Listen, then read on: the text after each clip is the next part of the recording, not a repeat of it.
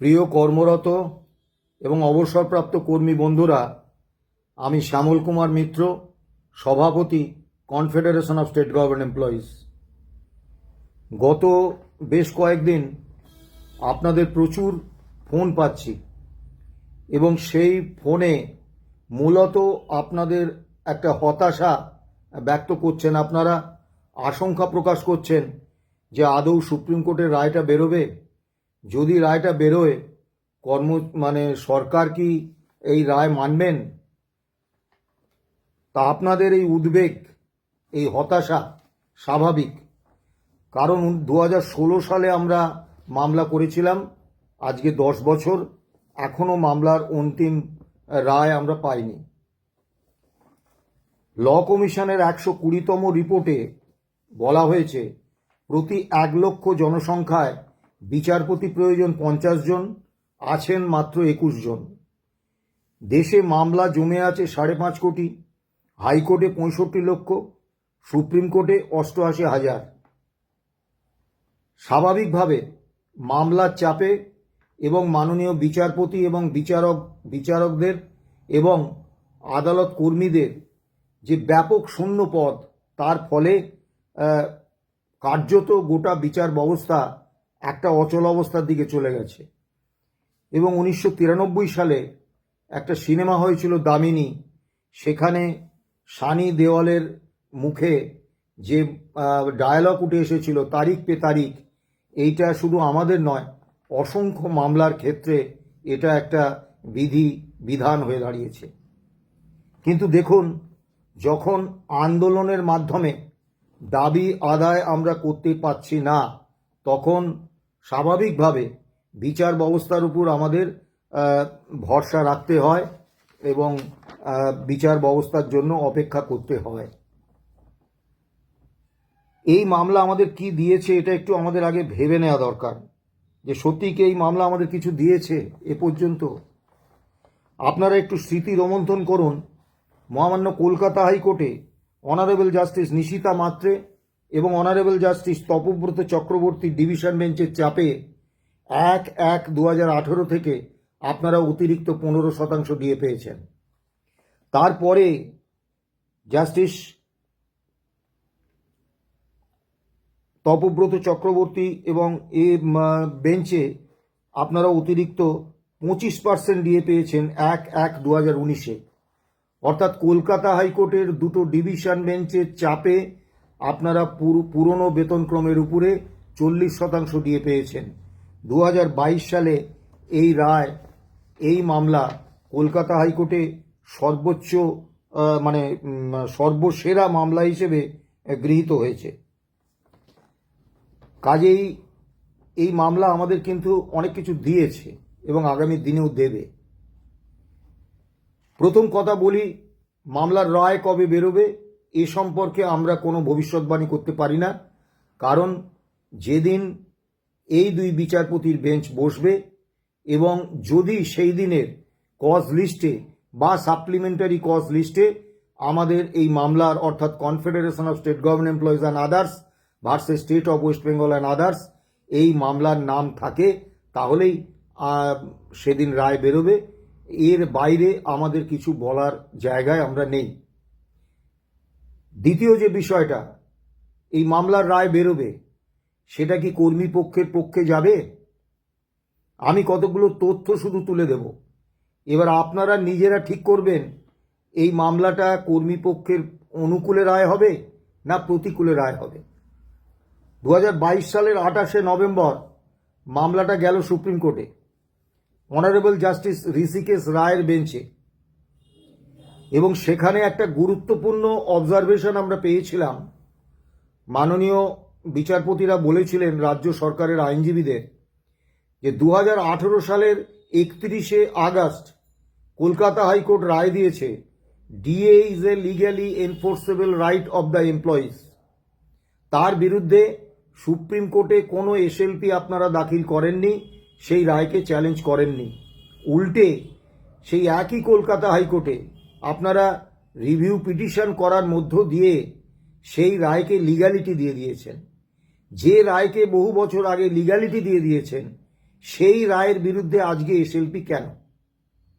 এবং আমরা আমাদের যে 11 পাতার রিটেন সাবমিশন জমা করেছি সেখানেও কিন্তু আমরা অত্যন্ত স্পষ্টভাবে উল্লেখ করেছি 7 নম্বর পয়েন্টে that no SLP was preferred by the state and the findings of the judgments dated 31/08/2018 and 07/03/2019 became final and binding on the aforesaid issue.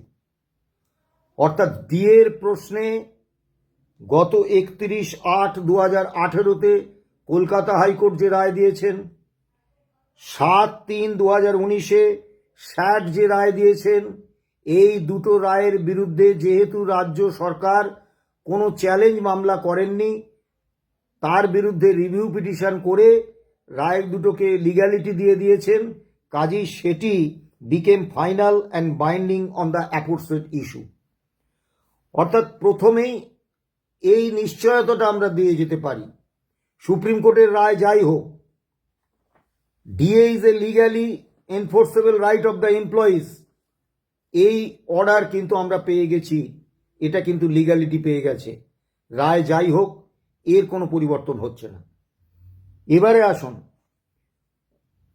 Justice Rishikesh Roy, justice Dinesh মাহেশ্বরীর বেঞ্চে দিনের পর দিন এই মামলা উঠেছে, তারা শোনেননি। কেন শোনেননি সেটা আমরা জানি না, কিন্তু যখন জাস্টিস সঞ্জয় কারোল এবং জাস্টিস সন্দীপ মেহতার বেঞ্চে এই মামলাটা এলো, তারা কিন্তু অত্যন্ত গুরুত্ব দিয়ে মামলাটা শুনলেন এবং একটা ইন্টারিম অর্ডার ইস্যু করলেন। সেই ইন্টারিম অর্ডারের একটা অংশ আমি তুলে ধরছি, আপনাদের সুবিধে হবে। ইন্টারিম অর্ডারে তারা বললেন, we are of the considered view that the petitioner state should release at least 25% of the amount due and payable to all the employees in terms of the impugned judgment dated 20/05/2022 passed by the High Court at Calcutta in WPST number 102/2020 titled The State of West Bengal and Others versus Confederation of State Government Employees and Others, and order dated 22/09/2022 in can number 1/2022 within a period of 6 weeks from the day. এই নির্দেশের দুটো অংশ আপনারা খুব গুরুত্ব দিয়ে খেয়াল করুন। প্রথম অংশ হচ্ছে, এই নির্দেশটি কিন্তু সুপ্রিম কোর্ট নিজে দেননি, শুধুমাত্র কলকাতা হাইকোর্টের 2022 সালের 20 মে যে রায় হয়েছে এবং স্যাটে 2022/9/2022 যে রায় হয়েছে, সেই দুটো রায়ের প্রেক্ষিতে ওই 25% বকেয়া দিয়ে দেওয়ার কথা বলা হয়েছে। এবং কি বলেছেন, কয়েনেজটা কি শব্দের, due and payable to all the employees, অর্থাৎ এই বকেয়া ডিএর টাকাটা, ডিউ মানে বকেয়া এবং পেয়েবল মানে দিতে হবে রাজ্য সরকারকে। এখানে কিন্তু আমরা স্বীকৃতিটা পেয়ে গেছি। তারপরে ওই অর্ডারেই বলা হয়েছে, however pending such consideration we are of the considered view that the employees need not be kept waiting endlessly to receive the money in question, অর্থাৎ আদালতে মামলা বিচারাধীন, তারপরে টাকা নেই, এই সব গল্প বলে কিন্তু কর্মচারীদের প্রাপ্য অনির্দিষ্টকালের জন্য আটকে রাখা যাবে না। রাজ্য সরকার এই রায়টা মানেননি, 25% দিয়ে দেওয়ার নির্দেশ মানেননি। আমরা আদালত অবমাননার মামলা করেছি, সেটা এখনো পেন্ডিং। এবারে অনারেবল জাস্টিস সঞ্জয় কারোল এবং অনারেবল জাস্টিস পি.কে. মিশ্রর বেঞ্চে মামলাটা এলো এবং সুপ্রিম কোর্টে নজিরবিহীনভাবে 4, 5, 6, 7 আগস্ট 2025 ধারাবাহিকভাবে অন্য সমস্ত মামলা সরিয়ে রেখে এই মামলার শুনানি করলেন মাননীয় বিচারপতিরা। এবং সেই শুনানিতে মাননীয় বিচারপতিরা যা যা বলেছেন তার কয়েকটি আমি উল্লেখ করছি। Justice PK. মিশ্র পুরানো দিনে যারা টাকা ধার দিতেন সেই মহাজনদের মতো রাজ্য সরকার একদিকে টাকা বাঁচিয়ে অন্যদিকে কাজে লাগাচ্ছে। দিয়ে কোন সময় কত হারে দেয়া হবে তা ঠিক করার ক্ষেত্রে রাজ্য সরকার খেয়াল খুশি এবং নিজের ইচ্ছে মতো সিদ্ধান্ত নিয়েছে। জাস্টিস সঞ্জয় কারোল দিল্লি চেন্নাই যে ভিন্ন হারে ডিএ দেওয়া হয় সেই প্রসঙ্গ উল্লেখ করে বলেছেন, সেদিক থেকে বিচার করলে রাজ্যের এই পদক্ষেপ আরবিট্রারি বা স্বেচ্ছাচারিতা বলে গণ্য হতে পারে। জাস্টিস পি কে মিশ্র রাজ্য সরকার তাদের খেয়াল খুশি মতো দিয়ে থাকলে তা হতে পারে না। মেথড তো একই, মেথড মানে ডিএ নির্ধারণের, অর্থাৎ all India consumer price index. এরা পুরনো দিনের সুদের কারবারিদের মতো টাকা বাঁচিয়ে অন্য কাজে লাগাচ্ছে। জাস্টিস সঞ্জয় কারোল এআইসিপিআই রাজ্য সরকারের কর্মীদের ক্ষেত্রে প্রযোজ্য হবে কিনা এটাই এই মামলার কোর ইস্যু। অর্থাৎ DA is a legally enforceable right of the employees, এটা কিন্তু কোর ইস্যু নয়। এরপরে আসুন, জাস্টিস পি কে মিশ্র কপিল সিব্বালকে বলছেন, আপনি রাজ্য সরকারকে কেন বলছেন না যে আপাতত মোট বকেয়া ডিএ 25% দিয়ে দেওয়া হোক? আপনারা টাকা দেওয়ার জন্য একটা পরিমাণ স্থির করুন, দিয়ে দিন সেই টাকা, তারপর মামলার নিষ্পত্তি হোক, তখন দেখা যাবে। আমরা তো কেউ পালিয়ে যাচ্ছি না। কপিল সিব্বাল আদালতকে বলেছিলেন যে আদালত রাজ্য সরকারকে এই নির্দেশ দিতে পারে না রাজ্য সরকার কত হারে কখন কিভাবে দিয়ে দেবেন।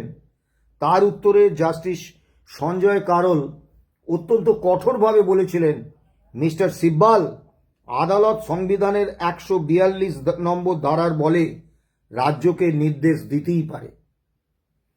জাস্টিস সঞ্জয় কারোল সরকারি কর্মীদের আর্থিক অবস্থার কথাও ভাবতে হবে। মাথায় রাখতে হবে রাজ্যে আর্থিক জরুরি অবস্থা জারি হয়নি। জাস্টিস মিশ্র রাজ্য সরকার বিভ্রান্তি তৈরি করে তার সুযোগ নেওয়ার চেষ্টা করছে। এরা নিজেরাই সমস্যা তৈরি করছে, সেই সমস্যার সুবিধে নেওয়ার চেষ্টা করছে।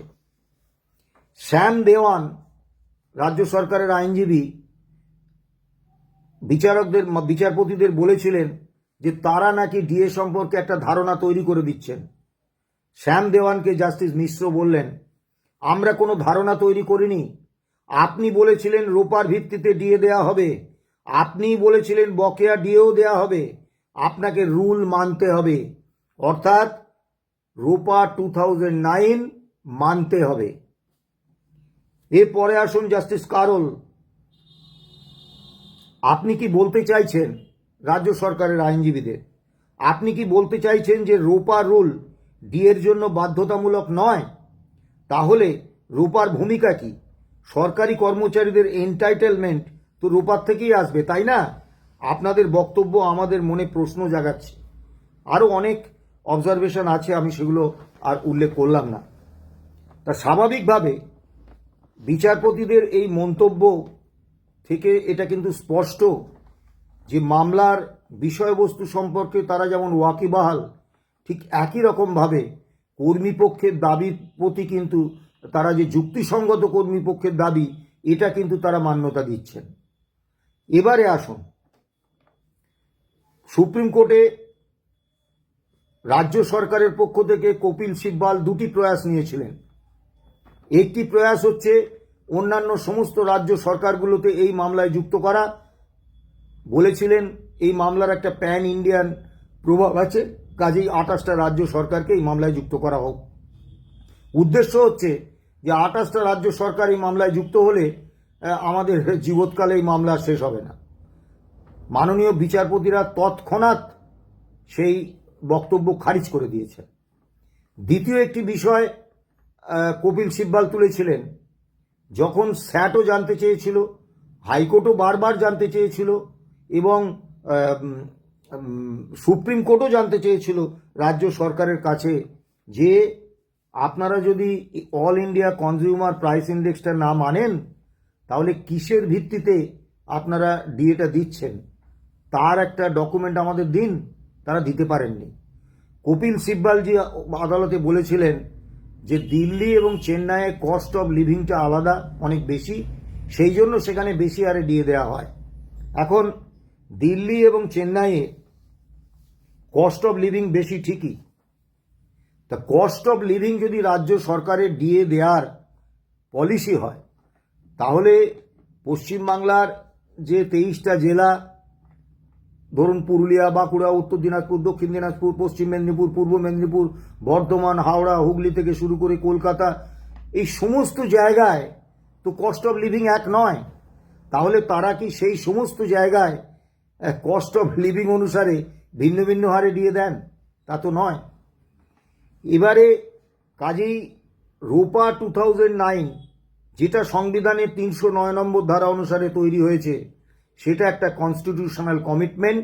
সেই কমিটমেন্ট মানতে রাজ্য সরকার বাধ্য, এটা নিয়ে কোনো বিতর্ক, কোনো প্রশ্ন নেই, এবং আদালতের রায়ে এটা নিশ্চয়ই প্রতিফলিত হবে। দ্বিতীয় যে বিষয়টা অনেকেই যেটা বলছেন, জানতে চাইছেন যে তাই তো, বিশেষত অনেকে দুটো লেখার উল্লেখ করছেন। একটা হচ্ছে অভিরূপ সরকার, অর্থনীতিবিদ, তিনি আনন্দবাজার কাগজে একটা নিবন্ধ লিখেছিলেন মহার্ঘ ভাতা বনাম উন্নয়নের খরচ। সেখানে তিনি বলেছিলেন যে এই ডিএর টাকায় রাজ্য সরকার উন্নয়নের কাজ করছে, তা রাজ্য সরকারি কর্মীরা রাজ্যের বৃহত্তর স্বার্থে, রাজ্যের মানুষের কল্যাণে একটু ত্যাগ স্বীকার করতে পারবেন না? এবং তিনি এটা যে অধিকার নয় তার সপক্ষে সওয়াল করেছিলেন, এবং সওয়াল করেছিলেন রাজ্য সরকারের কি ভয়ঙ্কর আর্থিক সংকট। তারপরে অতি সম্প্রতি অশোক কুমার লাহিড়ী, বিজেপি বিধায়ক, তিনি তার একটি লেখা আনন্দবাজার পত্রিকায় প্রকাশ হয়। বকেয়া মহার্ঘ ভাতা দেওয়ার টাকা রাজ্য সরকার পাবে কোথায়? মহার্ঘ ভাতা কি অধিকার? এটা 10ই জুন 2025-এ বেরিয়েছে। এখন এই লেখাগুলো, এর যে তথ্য পরিসংখ্যান দিয়ে এই অভিরূপ সরকার, এই অশোক কুমার লাহিড়ী, এরা এটাই প্রতিষ্ঠা করতে চেয়েছেন যে রাজ্য সরকারের আর্থিক অবস্থাটা এতটাই সঙ্গীন যে সুপ্রিম কোর্ট যদি রায় দেয়ও, তাহলেও তারা রাজ্য সরকার এই রায় মানার মতো আর্থিক অবস্থাতে নেই। দ্বিতীয়ত, দুজনেই সওয়াল করেছেন যে রাজ্যের বৃহত্তর স্বার্থে, অর্থাৎ গরিব মানুষের কল্যাণে, রাজ্য কর্মীরা যদি ডিএ না নিয়ে সেই ডিএর টাকায় রাজ্যের উন্নয়ন হয়, এইটুকু ত্যাগ স্বীকার করতে পারবেন না? এখন ত্যাগ স্বীকারটা অভিরূপ সরকার বলছেন তিনি কেন্দ্রীয় সরকারি সংস্থার কর্মী হিসেবে এআইসিপিআই মেনে প্রতি মাসে বেতনের সঙ্গে ডিএটা তুলে যাচ্ছেন, আর রাজ্যের কর্মীদের উপদেশ দিচ্ছেন আপনারা ডিএটা না নিয়ে একটু ত্যাগ স্বীকার করুন রাজ্যের মানুষের স্বার্থে।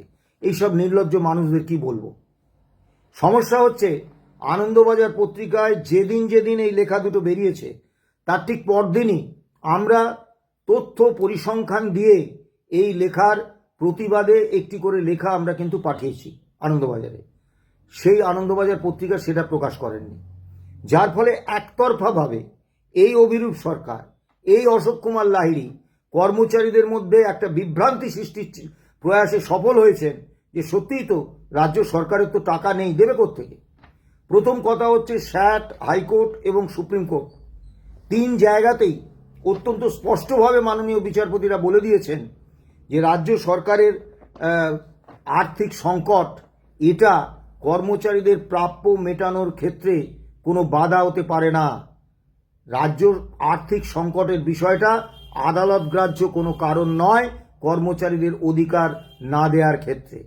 কাজে এটা নিয়ে আলোচনা করার দরকার ছিল না। তবুও কর্মচারীরা এতটাই উদ্বিগ্ন, তাদের জন্য আমি একটা তথ্য তুলে ধরছি। 2011-12 থেকে 2021-22 অর্থবর্ষ পর্যন্ত এই রাজ্য সরকার যে পেনশন এবং বেতন ও ভাতা খাতে যে বরাদ্দ করেছিলেন, তার মধ্যে 25,262 কোটি টাকা রাজ্য সরকার খরচ করেননি। আবার এই খাতে কেন্দ্রীয় অর্থ কমিশনের দেয়া 9,000 কোটি টাকা রাজ্য সরকার খরচ করেননি। সব মিলিয়ে 34,262 কোটি টাকা রাজ্য সরকারের কোষে পড়ে আছে। কলকাতা হাইকোর্টে রাজ্য সরকার বলেছিলেন যে ওই রোপা 2009-এর বকেয়া দিয়ে দিতে রাজ্য সরকারের 23,000 কোটি টাকা খরচ হবে। সুপ্রিম কোর্টে তারা হিসেব দিয়েছেন 41,770 কোটি টাকা খরচা হবে।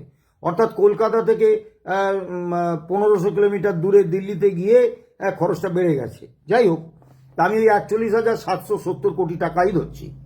তাহলে তার 88% টাকা তো রাজকোষে পড়ে রয়েছে। তাহলে কেন রাজ্য সরকার দেবেন না? বা কোথায় রাজ্য সরকারের আর্থিক সংকট? দ্বিতীয় একটি উদাহরণ দিই। 2016-17 থেকে 2020-21 পর্যন্ত এনজিওগুলোকে রাজ্য সরকার 1,17,676 কোটি টাকার অনুদান দিয়েছেন।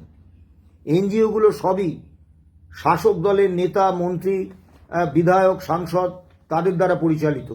এবং মজার ব্যাপার হচ্ছে, এই এনজিওগুলোকে সরকার অনুদান দিলে সেই অনুদান তারা কি খাতে খরচ করেছেন? জুয়া খেলেছেন, না মদ খেয়েছেন, না বেলেল্লাপনে করে খরচা করেছেন, কি জনস্বার্থে খরচা করেছেন, এটা জানার অধিকার, আইনি অধিকার রাজ্য সরকারের নেই। এর কোনো রাজ্য সরকার অডিট করতে পারেন না, এর কোনো সিএজি অডিট হয় না। অর্থাৎ সোজা কথায় এই 1,17,676 কোটি টাকা রাজ্য সরকার শাসক দলের নেতা নেত্রীদের এনজিওর বকলমে তাদের পকেটে ঢুকিয়ে দিয়েছে। সেই সরকারের অর্থ নেই। জুন 2011 থেকে জুলাই 2024 পর্যন্ত 2,19,107.25 কোটি টাকা, 2,19,107.25 কোটি টাকা রাজ্য সরকার সাশ্রয় করেছেন কর্মচারীদের ডিএ, অবসরপ্রাপ্তদের ডিআরএস রিলিফ না দিয়ে। এবং এই অভিরূপ সরকার, এই ফিরহাদ হাকিম, এই মন্ত্রী, এই অশোক কুমার লাহিড়ী, এদের বক্তব্য হচ্ছে এই টাকাটা রাজ্য উন্নয়নের কাজে খরচ করেছে। এখন প্রথম প্রশ্ন হচ্ছে যে রাজ্য কর্মীদের ডিএর টাকাটা উন্নয়ন খাতে খরচ করার অধিকার রাজ্য সরকারকে কে দিয়েছে? 2 নম্বর হচ্ছে যে এই টাকায় যদি রাজ্যের উন্নয়ন হয়, তাহলে উন্নয়নের কৃতিত্বটা মাননীয় মুখ্যমন্ত্রী দাবি করছেন কেন? তিনি কেন বলছেন না যে রাজ্য কর্মীদের ডিএর টাকায় আমরা এই উন্নয়ন করছি? কাজেই আমরা এই মামলায় কর্মী পক্ষের জয় সম্পর্কে চূড়ান্ত আত্মবিশ্বাসী। একটা জিনিস মনে রাখবেন, যখন আমরা 2016 সালে মামলা করি, তখন কিন্তু আমরা কোনো আইনজীবী পাইনি। কোনো আইনজীবী আমাদের মামলা নিতে রাজি হননি রাজরোষে পড়ার আতঙ্কে। স্যাটের একজন প্রখ্যাত আইনজীবী আমাদের দীর্ঘদিন ঘুরিয়েছিলেন। তারপর আমরা যখন তাকে চেপে ধরেছিলাম, তিনি আমাদের কাছে বলেছিলেন যে আমার উপর প্রচুর চাপ আছে, আমি ভাই মামলা নিতে পারবো না। তারপরে তিনি এই মামলায় সরকার পক্ষের হয়ে সওয়াল করেছিলেন। তখন আইএনটিইউসির রাজ্য শাখার প্রয়াত সভাপতি রমেন পাণ্ডের দ্বারস্থ হই আমরা। রমেন পাণ্ডে আমাদের সঙ্গে সর্দার আমজাদ আলীর যোগাযোগ করিয়ে দেন। সর্দার আমজাদ আলী, মাসুম আলী সর্দার, প্রবীর চ্যাটার্জি অসাধারণ মেধা, অভিজ্ঞতা, ধীশক্তি, পরিশ্রম এবং কর্মচারীদের প্রতি দরদের সংমিশ্রণে এমন একটা পিটিশন তৈরি করেছিলেন, যে পিটিশনটা কিন্তু আজ পর্যন্ত সেই পিটিশনের কোনো ফাঁক ফোকর খুঁজে রাজ্য সরকার, তাদের আইনজীবীরা কর্মী পক্ষের স্বার্থের দিকে আঘাত আনতে পারেননি। যে কোনো মামলায় অত্যন্ত গুরুত্বপূর্ণ হচ্ছে তার পিটিশনটা। তারপরেই আমরা মামলায় প্রয়াত অর্থ দপ্তরের প্রয়াত সহকর্মী স্বপনদের আইনজীবী হিসেবে বিকাশ রঞ্জন ভট্টাচার্যকে নিয়োগ করি। মামলায় আসেন বিকাশ রঞ্জন ভট্টাচার্য, ফিরদৌস শামীম, গোপা বিশ্বাস। আমাদের বলতে কোনো দ্বিধা নেই, সর্দার আমজাদ আলী, মাসুম আলী সর্দার, প্রবীর চ্যাটার্জি, বিকাশ রঞ্জন ভট্টাচার্য, ফিরদৌস শামীম, গোপা বিশ্বাস, এরা এই মামলাটা মক্কেল আইনজীবীর সম্পর্কে লড়েননি। একেবারে একটা ফ্যাসিস্ট সরকার শ্রমিক কর্মচারীদের বিরুদ্ধে একটা অবস্থান নিয়েছে, তার বিরুদ্ধে শ্রমিক কর্মচারীদের অধিকার পাইয়ে দেওয়ার একটা মিশন হিসেবে এই লড়াইটাকে নিয়েছেন, যার জন্য তারা অত্যন্ত আন্তরিকতার সঙ্গে এই মামলাটা লড়েছেন। যে কারণে আপনি দেখবেন যে মহামান্য সুপ্রিম কোর্টে যখন বিকাশ রঞ্জন ভট্টাচার্য বলতে উঠছেন, জাস্টিস সঞ্জয় কারোল বলছেন যে mister Bhattacharya, it is your baby, you know better, we are with your baby. এবং সুপ্রিম কোর্টে আমাদের আইনজীবী, সিনিয়র আইনজীবী রহিব রহুম, advocate on record Shekhar Kumar এবং আরেকজন আইনজীবী আলী রহিম, তারাও কিন্তু আন্তরিকভাবে প্রয়াস করেছেন এই মামলায় জয় ছিনিয়ে আনার জন্য। এবং আরও আনন্দের কথা, অন্য একাধিক সংগঠনের আইনজীবী PS পাটোয়ালিয়া, এই সুপ্রিম কোর্টে এই মামলায় যে দুজন সিনিয়র আইনজীবী প্রথম থেকে শেষ দিন পর্যন্ত প্রতিটা শুনানিতে ছিলেন, তাদের একজন সুপ্রিম কোর্টের সিনিয়র আইনজীবী রহিব রহুম এবং আরেকজন বিকাশ রঞ্জন ভট্টাচার্য। মাত্র 3 দিন উনি অনলাইনে ছিলেন কলকাতা থেকে শারীরিক অসুস্থতার কারণে। কাজে প্রতিটা শুনানিতে সুপ্রিম কোর্টের এই দুই সিনিয়র আইনজীবী রহিব রহুম এবং বিকাশ রঞ্জন ভট্টাচার্য হাজির ছিলেন। পরবর্তীকালে মামলায় PS পাটোয়ালিয়ার মতো সিনিয়র আইনজীবী আসেন, করুণা নন্দীর মতো আইনজীবী তার পরবর্তীকালে আসেন, এবং অন্তত 2 দিন গোপাল সুব্রমণিয়ামজি তারা এই মামলায় সওয়াল করেছেন। এবং আমাদের সব থেকে ভরসার জায়গা যেটা, এই যে আইনজীবীরা, এরা কিন্তু সুপ্রিম কোর্টের এজলাসের মধ্যে একটা ফ্লোর কোঅর্ডিনেশন বজায় রেখে একে অপরের সহযোগিতায় এই মামলাটায় কর্মীপক্ষের পক্ষে এমনভাবে যুক্তি সাজিয়েছেন যে রাজ্য সরকারের আইনজীবীরা সেই যুক্তি খণ্ডন করতে পারেননি। মাননীয় বিচারপতিরা প্রকাশ্যেই সেই যুক্তি মেনে নিয়েছেন। এবং কোঅর্ডিনেশনটা এতটাই সুন্দর ছিল, আপনারা যারা লাইভ স্ট্রিমিং দেখেছেন তারা লক্ষ্য করেছেন নিশ্চয়ই যে লাইভ স্ট্রিমিংয়ে যখন PS পাটোয়ালিয়া বলছেন, তখন আমাদের আইনজীবী ফিরদৌস শামীম তাকে সহযোগিতা করছেন। আবার যখন গোপাল সুব্রমণিয়ামজি বলছেন, তিনি 2 দিন সওয়াল করেছেন, তার মূল্যবান সওয়াল রেখেছেন, যখন সওয়াল করছেন তখন আমাদের আইনজীবী ফিরদৌস শামীম তাকে কাগজ এগিয়ে দিচ্ছেন, তাকে সহযোগিতা করছেন। এরকম একটা সহযোগিতার বাতাবরণে সুপ্রিম কোর্টের লড়াইটা আমরা লড়েছি। এই মামলায় জয় নিয়ে আমাদের কোনো দ্বিধা দ্বন্দ্ব নেই। এবং যারা ভাবছেন রাজ্য সরকার এই রায়টা মানবে না, যে রায় হবে, তারা একটা উদাহরণ তাদের জন্য দিই। SSC মামলায় 25,753 জনের চাকরি বাতিলের রায় হয়েছিল 3রা এপ্রিল 2025 12:30টার সময়।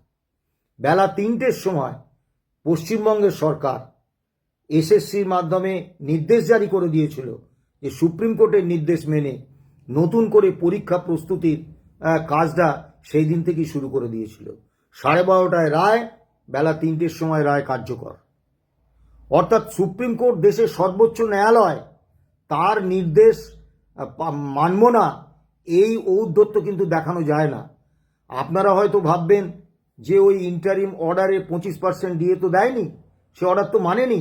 কিন্তু একটা জিনিস মাথায় রাখতে হবে, যখন মূল মামলার শুনানি শুরু হয়ে গেছে তখন সম্ভবত ইন্টারিম অর্ডারের সেই রকম কোনো গুরুত্ব থাকেনি বা থাকছে না। কাজে আপনাদের বারবার বলবো, আপনারা হতাশ হবেন না। দীর্ঘ 10 বছর ধরে আমাদের সঙ্গে আছেন, আমাদের আস্থা জুগিয়েছেন, ভরসা জুগিয়েছেন, আমাদের বিশ্বাস করেছেন এবং মামলা সম্পর্কে আমরা যা যা সিদ্ধান্ত নিয়েছি সেগুলোকে সমর্থন করেছেন। আর কিছুদিন দেখুন, অবশ্যই মামলার রায় বেরোবে এবং সেই রায়ে কর্মীপক্ষের জয় যে হবে এ সম্পর্কে আমাদের কোনো দ্বিধা দ্বন্দ্ব সংশয় নেই। আজকে 40% ডিএ বকেয়া, কেন্দ্রীয় সরকার এবং অন্য বেশিরভাগ রাজ্য সরকারি কর্মচারীরা তারা 58% ডিএ পাচ্ছেন, আর আমরা 18%। সারা ভারতবর্ষে সব থেকে কম। নতুন বেতন কমিশন গঠন করতে গেলে 10 বছর বেতন কমিশনের কার্যকাল থাকে। কাজেই নিয়ম হচ্ছে 20 কিস্তি দিয়ে, বছরে 2বার করে 20 কিস্তি দিয়ে 10 বছরে দেয়া হলে তারপরেই বেতন কমিশন গঠিত হয়। তা আজকে আমাদের 18% দিয়ে অন্যান্য কেন্দ্র সরকার এবং অন্যান্য রাজ্য সরকারের এই 20 কিস্তি দিয়ে দেওয়া হয়ে গেছে। তারা 1/1/2026 থেকে তাদের রায় কার্যকর করবেন। কিন্তু আজও আমরা 18% ডিএতে পড়ে রয়েছি, 40% ডিএ বকেয়া। কাজেই পে কমিশন গঠনও এখনই সম্ভব নয়। 4 বছরের এরিয়ারের টাকা রাজ্য সরকার বর্ধিত বেতনের এই 6 পে কমিশনের তারা আমাদের থেকে কেড়ে নিয়েছে। পরিশেষে আরেকটি বিষয় বলবো, অনেকেই যেটা নিয়ে ফোন করছেন, যে কোনো এক বিজেপির মুখপাত্র তিনি বলেছেন বিকাশ রঞ্জন ভট্টাচার্য রাজ্য সরকারের সঙ্গে সেটিং করে মামলাটার শুনানি পিছিয়ে দিয়েছেন। এখন এ বিষয়ে বলাটা একটু আমার রুচিতে বাঁধে। ওই বিজেপি মুখপাত্র আদৌ সুপ্রিম কোর্টের বিচার প্রক্রিয়া সম্পর্কে, সুপ্রিম কোর্টের অবস্থা সম্পর্কে কিছু জানেন বলে আমার মনে হয় না। বিকাশ রঞ্জন ভট্টাচার্য এই মামলায় এতটাই গুরুত্বপূর্ণ অবদান রেখেছেন যে তার সম্পর্কে যখন এই ধরনের কথা বলা হয় তখন বক্তার রুচি, তার উদ্দেশ্য নিয়ে প্রশ্ন জাগে। বিকাশ রঞ্জন ভট্টাচার্য, ফিরদৌস, শামীম, এই ধরনের আইনজীবীরা তারা কিন্তু রাজ্য সরকারের একটার পর একটা দুর্নীতি প্রকাশ্যে এনেছেন এবং সেই দুর্নীতির সিবিআই ইডি তদন্তের আদেশ করিয়েছেন এবং সেখান থেকেই কিন্তু বিরোধী দলগুলো রসদ পেয়েছে এই সরকারের বিরুদ্ধে টিভিতে, ইউটিউব চ্যানেলে বড় বড় বক্তৃতা করার। কাজেই এরকমটা ভাবার কোনো কারণ নেই যে বিকাশ রঞ্জন ভট্টাচার্য রাজ্য সরকারের সঙ্গে সেটিং করে মামলার শুনানি পিছিয়ে দিয়েছেন, এইটা মানুষের কাছে বিশ্বাসযোগ্য হিসেবে হাজির করা যাবে।